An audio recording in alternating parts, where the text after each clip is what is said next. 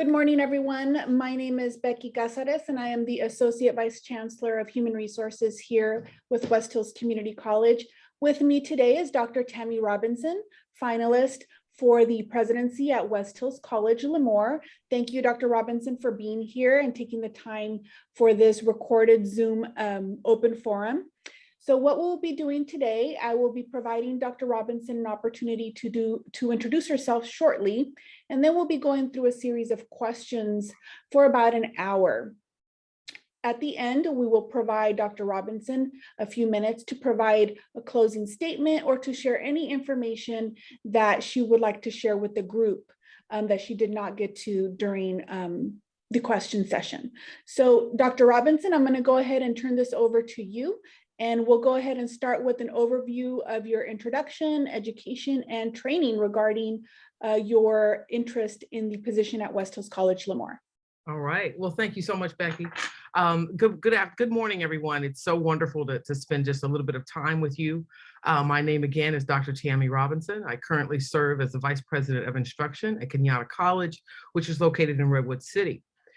Prior to working at the District of San Mateo County Community College District, I was at Lassen Community College District, where I served as the Vice President of Academic Services, the Chief Instructional Officer, and the Athletic Director. So I think that's important because it's a really small college, rural college, in the far north region of California.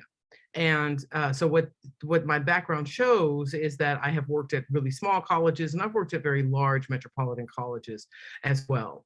In terms of my education, I was a community college student myself, graduating with an associate's in social science. I transferred into UCLA, where I got my bachelor's degree in political science, went on after that and did get my master's in English with an emphasis in rhetoric and composition. Finally, I did get my doctorate from the University of Southern California in community college, in education with an emphasis in community college administration. During that time, I was a professor, so I've been a tenured professor for most of my career. For the last 10 or so years, I have been an administrator, starting out as a dean and now being a vice president. So part of my background is also that I'm a first-generation college student. My mother only went to the 9th grade and then went on later to get her GED, and then on after that to get her AA degree. So I bring that up because I think that my trajectory reflects many of our students. Just because you didn't go to college, now I can dream like it's a major dream that I had never thought of as an 18, 19-year-old, that I would be sitting before you as a candidate for your president. So just, and again, that's one generation. So my mother and my family, I have several brothers, they're very, very proud of who I am. And so again, with that, part of my background too is that I used to be athletic director. I'm very proud of that. We had 10 sports and 9 coaches. And so it was wonderful. We had rodeo, we had wrestling, volleyball, men's and women's basketball, and men's and women's soccer.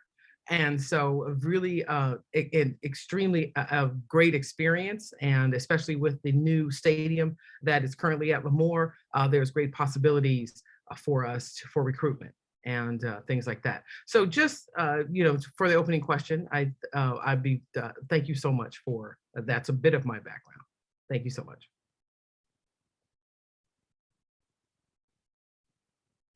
Becky, I can't hear you. Sorry, there's this whole mute and unmute. Sorry about that.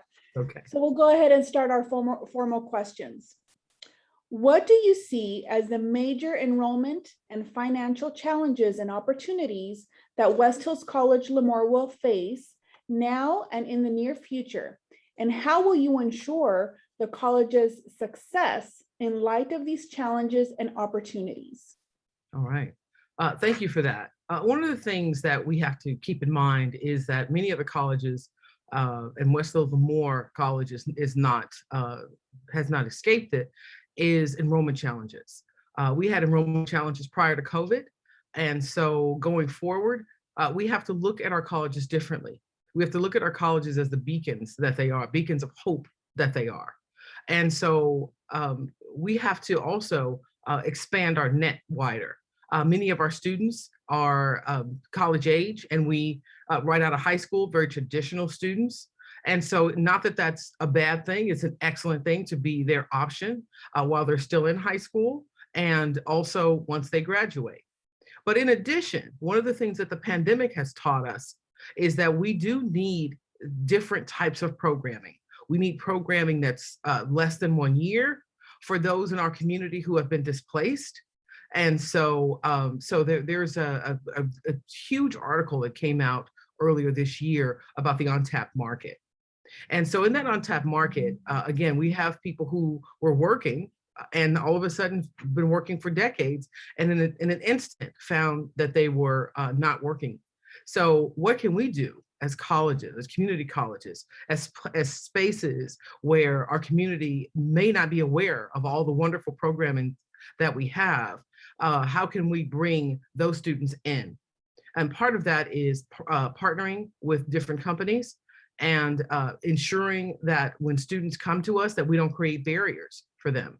And barriers meaning technology barriers, barriers in books. And I noticed that that's one of your goals is the ZTC and flexibility of coming to college. So in order for us to increase our enrollment, we have to decrease the barriers that folks face when they try to come back.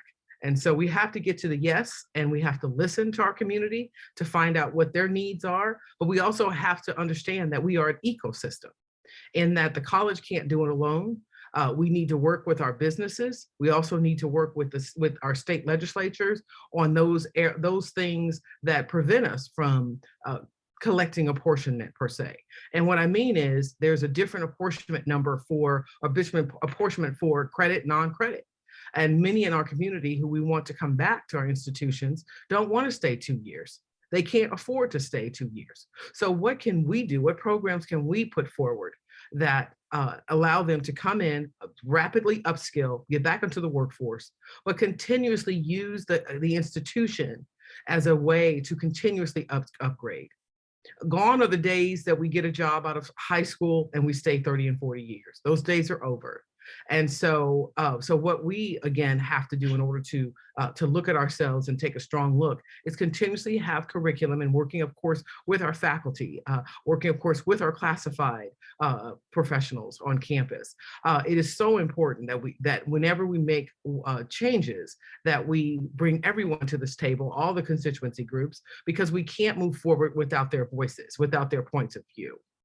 At the same time, we have to be sure that employers are also sitting at those tables, because the students we produce need to be students who can immediately get into the workforce and make a sustainable wage. So when we're looking at our financial challenges, again, part of that is taking a look at what we're currently doing, not changing everything, but again, taking a critical look at that.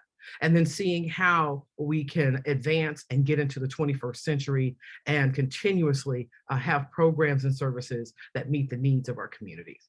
Thank you. Thank you. Next question. Provide an example from your background where you provided leadership for the improvement of success of a diverse student population. What were the student success outcomes of that effort? So before the pandemic, I actually co-authored a CTE Online Pathways grant. And again, it seems like it was a long time ago, but it was last year. Wow. And so we got about almost $500,000.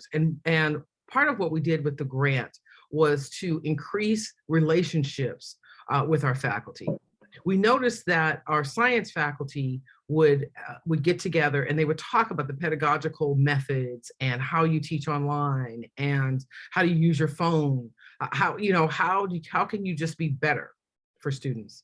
And so we increased the participation by taking it out of science and math and broadening that program for the entire campus. So it was really important to have those relationships. So one of the things I noticed that when we were working with the grant is we hadn't done anything and upgraded any services for our students. So I looked at Okay, because again, we assume students understand the language of college. We assume they understand distance education and online and synchronous and asynchronous and all these terms that are terms that we use internally, but aren't necessarily intuitive when I'm coming to a college setting. So I looked at the website and I was like, okay, so if I'm a student, I wouldn't get this. I wouldn't know where to go. I wouldn't know what terms to put in the search box. I would be completely lost. And I think it's important for us to continuously remain vulnerable and think about what it's like to look at our colleges from a student perspective. So what we did, and again, change is never easy, and this conversation was not an easy conversation, was I said, we need to make the website so that it is more student friendly. And so born was the virtual campus.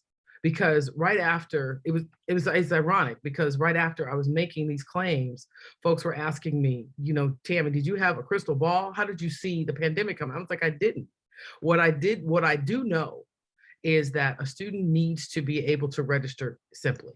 They need to get to a counselor simply. They don't need to come in and have to figure out our language. We need to have it in one hub so that they can find everything that they need. So what we're finding is students are not complaining as much as they were in terms of getting their classes and registering for their classes. If you've ever tried to register for a course or tried to go through CCC Apply, which is our application process, these processes are not simple. And I said, I do this for a living. So I try to walk through our systems and processes as a student the best that I can. Like if I knew nothing, could I figure this out? And so we have to think about that and always break our systems down to their cleanest components and be honest about what's working, what needs to be tweaked, what needs to be thrown in the trash, and so that we can continuously move forward. So when we're looking at student success and the diverse student populations, if I am a first generation college student and no one in my family has ever gone to college, who do I look to get some help and trying to do the most basic thing, and that is enrolling in my local college. And when I find that to be problematic and difficult, then I'm like, college is not for me. So again, we have to think about what our doors look like.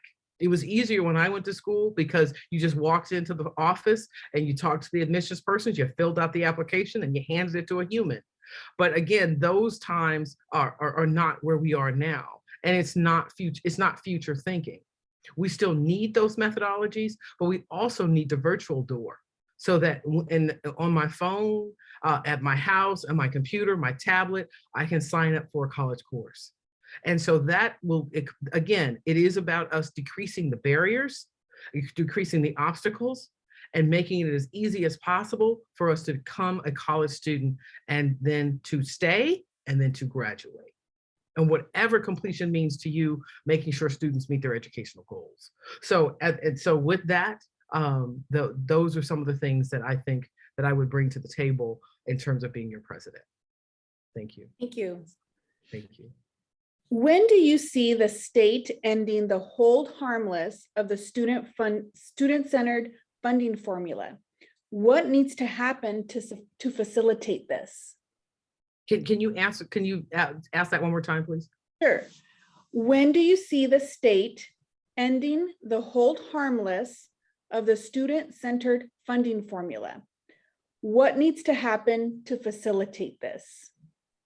So according to, I serve on the state CIO board. I'm the vice president of the Chief Instructional Officers Executive Board. And so for now, we are held harmless for another couple of years, till 2024. So it is something that we need to think about and critically analyze how we increase enrollment while we are held harmless. And these are not conversations that we have just because we're in a pandemic. I mean, they are conversations that we need to have in terms of our relevance and sustainability as institutions. Why do people want to come to us? Why should they stay? Why should we even exist? So we know why we exist, but the public sometimes doesn't. And so our relevance and our very importance is always at stake. So when we're talking about being held harmless, again, we need to have programs and services that service the community. But we also need to cast a broader net so that we can also attract students, because now we're all into our online environments. So with our online environments, we can have multiple ways for students to attend classes and multiple ways to increase enrollment. And so it is important that we're open to those modalities and what it looks like. And so who would think that you could teach a class in person and have students virtually and have students sitting in front of you, and it's all one class. So there are really some great things that we can do to increase enrollment, to increase, again, our relevance in this market, in order for us to continue moving forward. So I would continue working with the state chancellor's office and our legislatures on the hold harmless. But again, we have an opportunity here to take a look at what courses are, what are we offering as an institution? Are our programs and services meeting the needs? Is all our processes, can they be made paperless? So again, are we making sure that if students can't make it to campus, that there is no stopping of their education? In terms of the hold harmless, I think it's really important that we continue to work with our legislatures, that if we do need an extension or more time, that is offered, because of what we are continuing to experience with the pandemic. It is important that we continuously look at our programs and services and our processes to see, again, what those obstacles are, what the barriers are, and not get caught up in this is just how we've done it. And so that's fine if it works. But are there some tweaks that we can do to our systems so that we can continue to move forward as an institution and attract even more students to our institutions? Thank you. Okay. Given what you know about West Hills College Lemoore, what are some goals you would have in the first year? So from one of my major goals for West Hills Lemoore would be to talk to everyone that I could on the campus. I think it's important as a new person in a new environment to listen to what has worked, what hasn't worked, and if it didn't work, why didn't it work? To get to the why of things, but also to develop even stronger partnerships. The college has many partnerships, but again, with my background and experience, I bring in even more partnerships. Again, we have to create an ecosystem. And so that is something in the past, community colleges and West Hills Lemoore, we're all able to just do our thing, wait for the students to come, then they graduate and they get onto the workforce. We can't operate in silos any longer. We have to operate, again, as an ecosystem. And so those are some of the things. And if you wouldn't mind, can you ask that question one more time? I want to be sure that I've answered all parts. Sure. Given what you know about West Hills College Lemoore, what are some goals you would have in the first year? Mm-hmm. Okay, so thank you. So again, it would be to increase the level of partnerships that we have with companies. And for instance, I created a partnership with the California Water Board. And with the California Water Board, we had them come into our institution, my current institution. Many companies, especially utilities companies, are experiencing a silver tsunami. And with that silver tsunami, they are losing 30 years of institutional memory, and those jobs are not being backfilled. So we partnered with Cal Water. The students are taking the courses. The courses are about 9 weeks. The books are paid for. We get enough money to pay for the instructor. The tests are also paid for. So there's a T2 and D2 exam that students take. And so they take those courses, and those courses for them are free of charge. So we also are working with San Francisco Public Utilities Commission, because they're also facing the same issues. These issues are not, these are just issues that we face as a nation, of how do we have a skilled workforce for the workforce that is exiting. And so one of my goals would be to continuously create those opportunities and continuously build on those partnerships. And that's something that would be excellent for West Hills Lemoore. There's no reason why we cannot be the premier college of not only of the region, but of the nation. Thank you. What is your vision and expectations of athletics on the Lemoore campus? And how would you create an environment that supports student athletes and athletics on campus? All right. So so again, I served as the athletic director for a few years with 10 sports and 9 coaches, and I'm very proud of that. I was one of 12 women in the state who was the athletic directors, and one of 2 African American women at that time. And so, so working with the CCCAA and understanding that there are some new rules of name and image likeness that where students can also benefit when as a college student.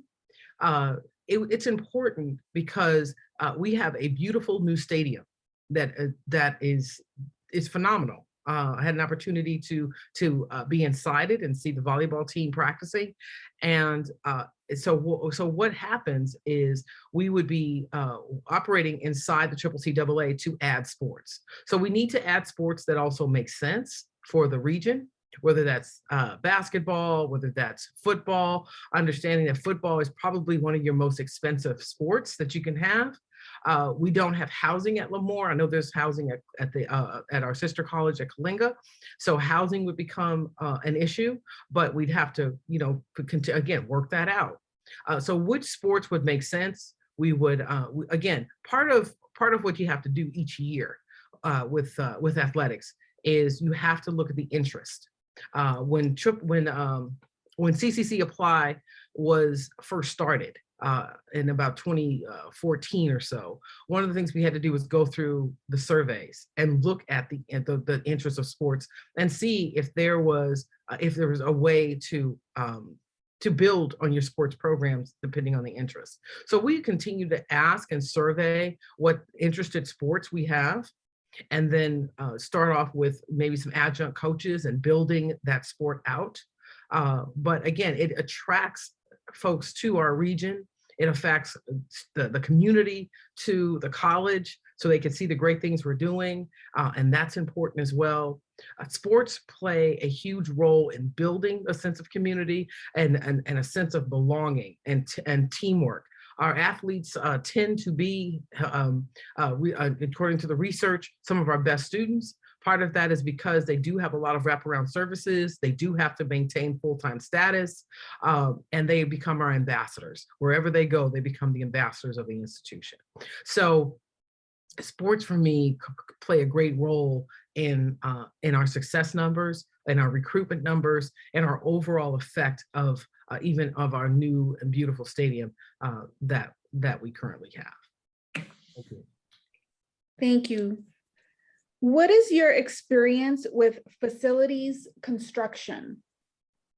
So I'm currently working on several programs. I actually have probably about 15, 20 years of experience with capital improvement projects, working at almost every level, the planning stage of when you're just looking at the plans and the sketches, working with the selection of the architects, working with the selection of the change orders and change cards, and working with faculty on faculty needs and the entire administration, deans and everyone on what their needs are long term.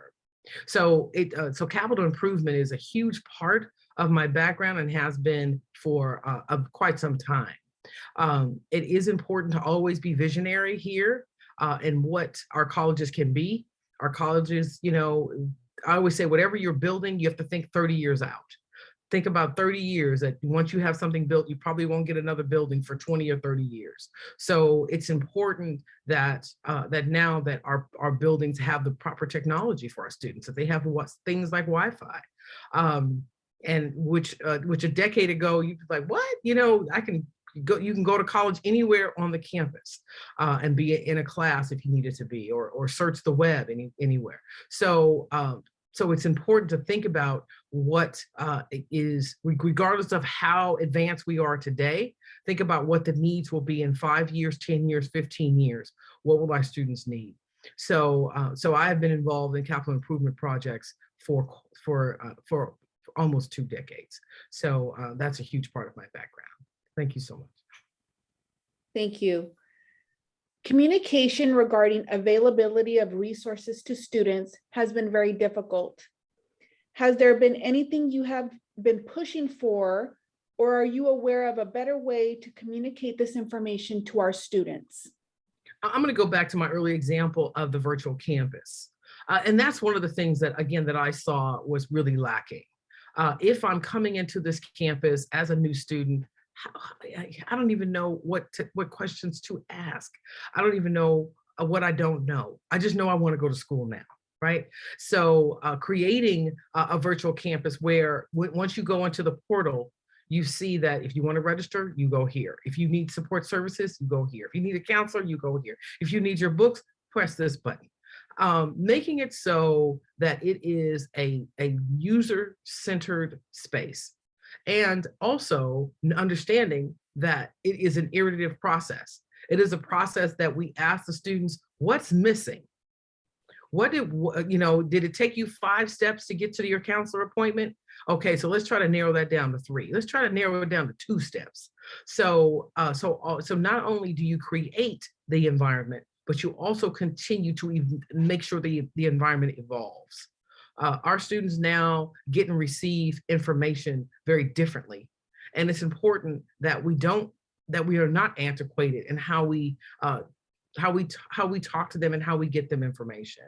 But also too, that we that we make sure that we get their permission, because I know a law just passed about texting students. So some students can opt out of texting, but also when they enter, ask them, how would you like to be? And these are things that we already do. But again, when students continue to complain that I'm still not getting messages, we have to continuously say, okay, how can we do a better job? If email's not working, can we text? If it's not, can we do it through social media? What can we do to continuously communicate to our students? So it is not a, once we do this, it's going to work. These systems have to continue to evolve over time. This semester, texting them and sending an email worked. Next semester, it may be social media and a different type of social media that hasn't even been invented yet. So we have to be open to the change, and we have to be able to evolve of just about every year. And it's just the state of technology now, because it is so important. Especially we learned that so much in the pandemic. It is so important that we continuously communicate any changes to students so they get that the information they need as quickly and as easily as possible. Thank you. How do you address the issues of mental health with students?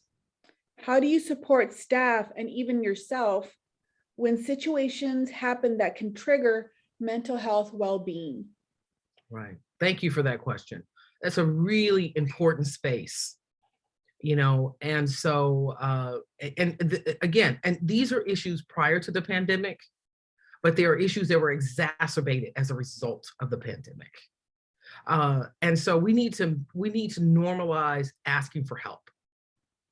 And that's any type of help on campus, but especially when it comes to our mental health. We also need to normalize when people need to take a break. And that break could be, I need to turn my camera off so you can't see me right now. I need to listen to you, but I need to turn my camera off. We need to also normalize self-care and listen to folks when they say, I'm just feeling a little down right now. We don't know what that means. But in America, one of the things we do is we push and we push and we push and we push. So I love the holidays, because the holidays we actually have to stop. We're forced to stop. And it's important in our work environments that we recognize when someone needs to stop. And that could be 15 minutes. That could be, I'll get this report in tonight in 3 hours, as opposed to the time that you wanted it. So we have to listen for these cues in our students. We have to make sure that our students, faculty, and staff are always safe. And that means safe mentally. That means safe when we talk about a sense of belonging. That means that I can safely say that, that I need some time. And I don't have to ask you all the backup questions that go with that. Just respect the fact that you had enough courage to let me know that you needed something, that you needed my help. So it is important that we talk about mental health It's important that we normalize the need for just stepping back and what that looks like, what that means, because we want everyone to feel that our environment, our work environment, especially as president, that our work environment is this is the space for you. And that means all of you. That doesn't mean just your good days. That means all of you. If you're having a bad day, you can just send an email and say, I'm having a bad day. I'm going to check in a little while, and so we have to remain human. We have to always be gracious, and we lead with our humanity. I lead with my humanity first. I'm a human being, and other people are human beings, and we all experience our trauma. We all experience what our lives are. And I always say that everyone has experienced this time differently. So you can't expect folks to just come on and push through. And even that looks different to all of us. So mental health is a major concern. It always has been, but I appreciate the fact that now we give it the credibility and the love that it deserves, so that we can continue moving forward as a nation, as a college, and as a community. Thank you. Thank you for that, Dr. Robinson. What is your experience with accreditation? Well, I've had several years of experience with accreditation. As you know, my background is English. So when you're an English professor, you're always the unspoken editor. So, it comes easy to us because it's where we're experts. So I've worked on the different standards. I have edited. I have served as pretty much all aspects of it. The one thing I haven't served on is on a team that's visited a college. I can't believe in my almost 30-year career that I haven't. I've been asking, but I just never get called in. But I have worked on when I was at Lassen as the administrator, the ALO there. I worked with our current ALO at my current institution. And of course, and that means all aspects. That means working with teams. That means making sure the standards are followed. And so again, in short, just many years of accreditation work, working with ACC-JC. And it is something that we have been really working with them a lot lately, because when we had to convert our classes to online, we all had to submit our substantive change reports. So it's really important that we stay in step with the changes that we're making to our course modalities, that we check in with ACC-JC on those changes as they affect our college and our standing with our accreditation. So these are, and I always say, you're always in accreditation. There's not a cycle. You're just always in it. Always be ready. And so it's important to walk through with, especially as president, it's important to walk through with that. It's not a bad thing. It's just is. This is what it is. And we have to show our work, and we have to show that we're meeting the needs of our community and meeting the needs of the ACC-JC standards in order to remain a college. So I have a very extensive background with ACC-JC. Thank you. What is your stance on recruiting people of color, low income, LGBTQIA, and other marginalized communities? And how do we, as a college, make sure they are successful completers? All right. It is so important that all of our students feel comfortable on our campus. It is so important that all of our employees feel comfortable on our campus. So we have to have programs, we have to have clubs, we have to do those things that we know works. We have to have wraparound services for our students. So it's great to recruit them, but if they come and they don't feel welcomed, then that's not going to work. So I walk through the door as a person from a marginalized group, as a person who should have never gone to college and graduated, and now I'm standing before you as potentially your next president. So with that background, I always like to never get so like, oh, but you've overcome and you've done this. I always want to know what and relate to the vulnerability that students have. When you come from a marginalized group, it is hard to ask for help. And when I say that we need to normalize that, that's why we're here.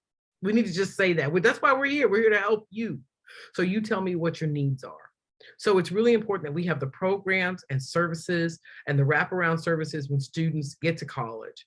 One of the data shows, and again, many people know this data, that men of color, whether that's our Black and brown students, do not go to the library. They're like, I'm not going to the library.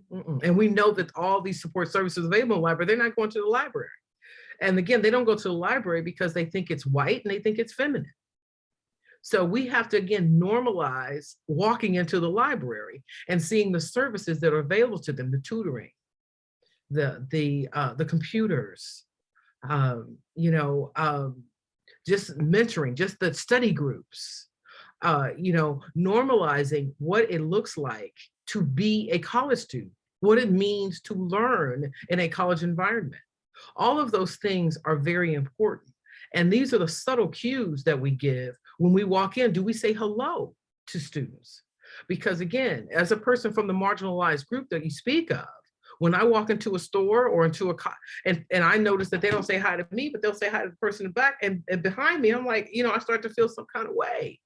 So we want to make sure that our environments are inviting and that we invite all students. Our college is for all of you. And our services are available to all of you. And so we have to exude that, we have to mean that, we have to walk in that light and that truth. And those are some of the things that I think are so important. And again, as a president of color, that when they would say, oh my God, the president looks like me, those things matter. Our faculty of color matter. Our LGBTQ community matter. All of our groups matter, and students need to see that reflected at all levels and in all positions. Thank you. Thank you for that. What is your process for decision making? I think it's important when you're making decisions to include as many points of view at the table as you can. This is not, serving as the president is not something that I would just say, this is what we're gonna do, this is how we're gonna do it, because I said that's how, come on. You have to bring in the different constituency groups. Why? Because there's a different impact depending on what that decision is. And in my career, one of the things that I've heard is the administration will make a decision and then not ask us, like I'm gonna say admissions, we wanna go to school year round, but not ask us what that means. Does that mean more staff? Does that mean more computers? What does it mean when we say we want to make a change? So in making decisions, it is important to not only have different constituency groups at the table, but to listen to the different constituency groups at the table, because it's about the impact and it's about sustainability of a great idea. Because you have a great idea, but it's economically impossible or cost prohibitive to move forward with it. So or it might just be too much manpower. So it is important to take your time in making decisions. We can't take 10 years to make a decision now, but we have to, again, do the work on the front end to have the proper conversations with the proper constituency groups before an actual decision is made. And again, as a leader, it's just important for people to see themselves in the work. And maybe that comes from my English background, but again, it's important for me to see myself in the decisions as well. Thank you. As college president, how will you interact with our student population? Well, I am a walker and I might wear my stilettos, but I walk. And they go, you don't wear those? Yes, I do. I keep my shoes on and I walk the campus. I may wear tennis shoes sometimes, but again, I like to eat lunch with the students. I think that's important. I think simple things of having student forums to listen to some concerns they may have. And again, these concerns may come across as complaining, but I'm just saying this is what I say, I need you to get it out. I need you to get whatever pain you have out, because I can't fix what I don't know. So in communicating with students, I would think monthly, or even sometimes even bi-weekly, every couple of weeks, just have a coffee hour, and we could either have coffee physically or we can have coffee virtually. So what we've noticed is we do get more participation when we do things virtually, but we could do them both ways. We could have an hour one day where it's an hour in my office, or an hour in the student forum area, student services area, where students congregate, the student center. And you can have an hour where it's, I go to the student government and allow students just time to talk about their college experience. We create things for them, but sometimes forget to ask them how it works. Did it work? What can we do better? Okay, and students just have such wonderful ideas. And I just really do like to listen to how they see their future, how they see the college. And so they can help us build it stronger. They can help us build it better. But we have to take the time to listen. So I would build in forums. Just sometimes I love the spontaneous conversations, but I don't want to seem weird. Like they'd see me and they think, who's this lady talking to me? So I don't want to seem weird either.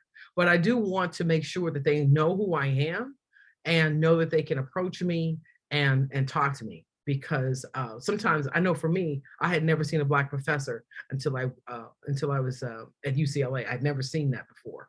So sometimes people don't even realize what your position is and title is, and sometimes they don't care. Can you help me today? So those are some of the things, just being available for students and listening to them as well. Describe your experience with teaching and learning and how it has impacted your leadership practices. All right. Well, I was in the classroom for most of my career, and that's over 25 years. And so teaching and learning is so important. And in my field of English, I remember interviewing, and I would look at the departments, and very few looked like me. Maybe there was one other person, sometimes none. So it was really important when I taught that I taught authors that were outside of the literary canon. And so the literary canon tended to be old white guys, and that's fine, but there was enough people teaching that work. Let me teach different work. So I used work such as The Hunger of Memory by Richard Rodriguez. I would look at Sandra Cisneros, The House on Mango Street. We would look at Malcolm X. We would look at different literary works, poetry.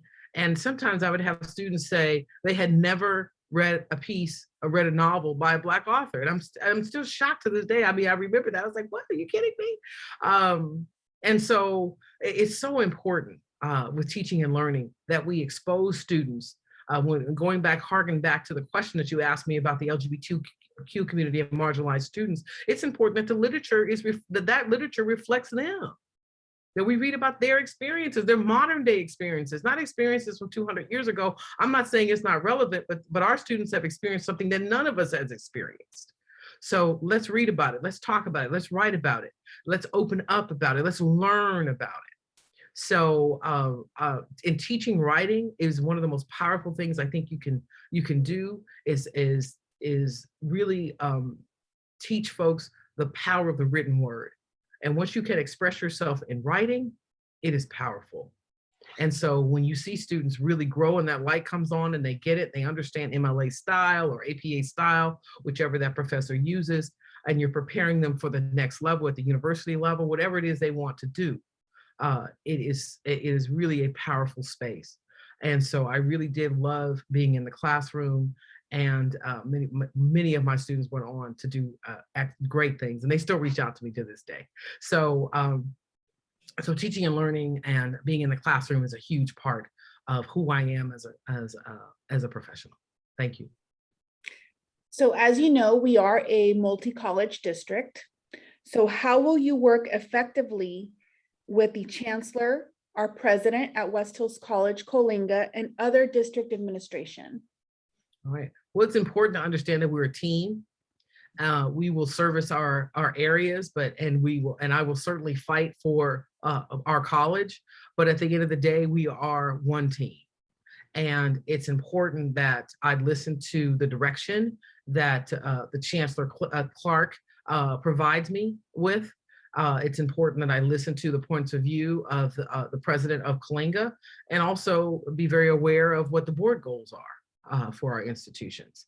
So I have worked in my career at multi-college districts and one of the largest in the nation. And, and I currently work at a multi-college district with 3 colleges. So the shared vision, and one of the things, again, that we learned from the pandemic was that prior to that, we all kind of did our own thing, right? And so when the pandemic struck, it really showed us that some of our processes, many of our processes, should have a level of universality to it. So because if a student wants to take a class at our college and maybe take a class at a separate college to get a full load, they should be able to do that. Some things should be seamless. And so it is important to work with the other college, and also working closely with Chancellor Clark. Thank you. What has been your experience working with classified and faculty union leadership? I served when I was faculty, I served in the negotiations team. So I did that for about 3 contract cycles. And I found that to be a very enlightening experience to serve as a faculty member on that. And so it's really important. I served as a Senate person, as a union person, but also with classified, I also served as an administrator for CSEA on the union negotiations. It's important, again, to listen to what the demands are and to see how we can reach those. You can't give folks everything, but some things, we need to be fair and open in our negotiations. And again, many negotiations have really happened during this time because our working conditions change so drastically. So it really is important to listen to our union representatives, because they are fighting for what is good for workers. Again, from an administrative perspective, we have to see, what can we do? How can we get to the yes? If we can't get to it now, maybe we can get to it in the next cycle. You can't get everything you want, but some things needed to be addressed. And it's important for my background that I've served as a faculty negotiation team lead, team member, and also as an administrator for both AFT and our CSEA. Okay, and Dr. Robinson, this will be our last question before closing statements, okay? Right. Okay, so how will you advocate for West Hills College Lemoore? Advocating for West Hills College Lemoore will be an extremely important aspect of my job. And that means at all levels. That means at the community, so the community knows we're here for them, and the things that they could do to help us and what we could do to help them, the symbiotic relationship. But also we need to advocate both on the state level and the federal level. We know that there's infrastructure money now that will be awarded to the state and at the federal level. And so what are we doing to prepare for that, to advocate for particular programs that maybe we have that we need to build? And so also at the state level, what can we do to ensure that regardless of what goes on in the future, that our student learning experience, our faculty experience, our CSEA professionals continue to work regardless of what happens with the pandemic? Are we prepared for those things? So we have to get, so my role would be to advocate for our institution so that we can continue to grow, we can continue to be the fantastic place that we are, and continue to be that beacon of hope to move people forward in their lives. Thank you. Okay, well, thank you so much. We'll go ahead and provide you about 5 minutes or so for a closing statement, and then that will conclude our process. So all right, the floor is yours. Thank you. Well, Becky, I want to thank you for providing me with this space to meet the community and to just serve, just potentially serve as the next president of West Hills College Lemoore. West Hills Lemoore College. And so my background, again, and experience is quite extensive. Most of my career has been in the classroom, but over the last decade or so, I have been an administrator. And this gave me an opportunity to serve on a broader scale and to serve more students. I did love being in the classroom, and it's hard when you've done that for a while to shift, but it was just time. And so I've worked at large institutions and I've worked at very small institutions. So what I know is that our college, Lemoore College, can be a beacon of hope and we can continue to grow. And so I don't see limitations. I am a risk taker, but I also am a collaborator. It is, again, I continuously work with the state with strong workforce development programs. And I didn't really talk about that a lot, but I definitely have built many, many programs with my team that are relevant and that continue to get people to work and get people to work quickly, not 3, 4, 5, 10 years. That's fine if you want to go to school that long, but sometimes we need to get to work and get the skills we need to get back into the workforce as quickly as possible. So I understand how important that is. So again, not to reiterate too much of my background, but I just want to thank you all for just giving me just a little bit of time in your day to get to know you, get to meet you. I am quite energetic about this role, and I have a great vision of how to continuously move the college forward and help our community continue to grow and expand. So again, I want to thank you all for the time today.